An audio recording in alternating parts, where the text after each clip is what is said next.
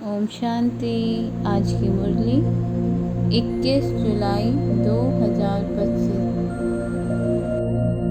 आज बाबा ने कहा, मीठे बच्चे पुरुषार्थ कर दैवीय गुण अच्छी रीति धारण करने हैं। किसी को भी दुख नहीं देना है।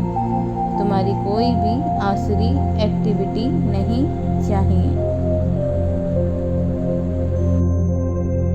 आज का प्रश्न, कौन से आसुरी गुण तुम्हारे श्रृंगार को बिगाड़ देते हैं?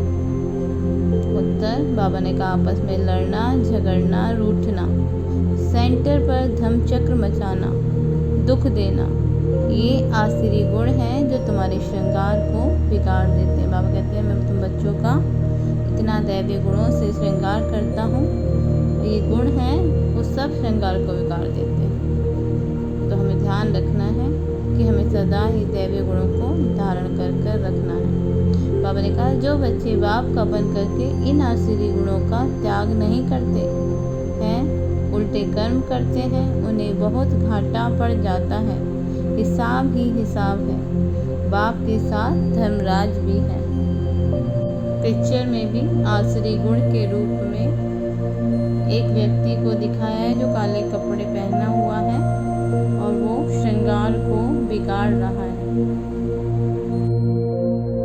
धारणा के लिए मुख्य सार। धारणा नंबर 1, हम दुख हरता सुख करता बाप के बच्चे हैं। हमें किसी को दुख नहीं देना है। डिससर्विस कर अपने को श्रापित नहीं करना है। धारणा नंबर 2, अपने ख्यालात बड़े ऊंचे और रॉयल रखने हैं।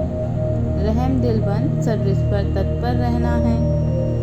खाने पीने की हवस को छोड़ देना है। आज का वरदान, ऑनेस्ट बन, स्वयं को बाप के आगे स्पष्ट करने वाले, चढ़ती कला के अनुभवी भव। विस्तार। बाबा ने कहा, स्वयं को जो हैं जैसे हैं वैसे ही बाप के आगे प्रत्यक्ष करना, यही सबसे बड़े ते बड़ा चढ़ती कला का साधन है। और बाबा भी कहते हैं कि सच्चे दिल पर साहिब राज। तो हम जैसे हैं जो हैं, हमें बाबा को अपने आप को वैसे ही स्पष्ट करना है, ऐसे ही अपने आप को बाबा के सामने बताना है। बुद्धि पर जो अनेक प्रकार के बोझ हैं उन्हें समाप्त करने की यही सहज युक्ति है। ऑनेस्ट बन, स्वयं को बाप के आगे स्पष्ट करना, अतः पुरुषार्थ का मार्ग स्पष्ट करना।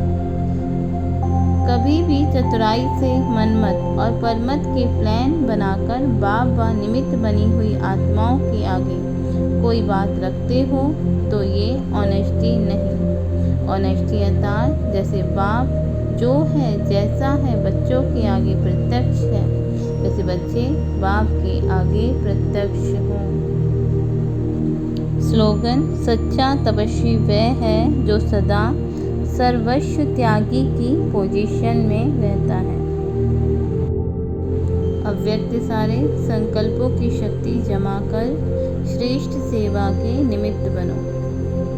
बाबा ने कहा, वर्तमान भविष्य का दर्पण है। वर्तमान की स्टेज अर्थात दर्पण द्वारा अपना भविष्य स्पष्ट देख सकते हो। जैसे दर्पण में अपने आप को स्पष्ट देख पाते हैं, ऐसे वर्तमान की स्टेज द्वारा जो हमारा भविष्य क्या होगा हम ये देख सकते हैं। भविष्य राज अधिकारी बनने के लिए चेक करो कि वर्तमान मेरे में रूलिंग पावर कहाँ तक है। बाबा बता रहे हैं कि अगर हमें भविष्य में राज्य अधिकारी बनना है तो अपने आप को चेक करें कि रूलिंग पावर हमें कहाँ तक आई है। पहले सूक्ष्म शक्तियाँ जो विशेष कार्य करता है, संकल्प शक्ति के ऊपर, बुद्धि के ऊपर पूरा अधिकार हो, तब अपना भविष्य उज्ज्वल बना सकेंगे।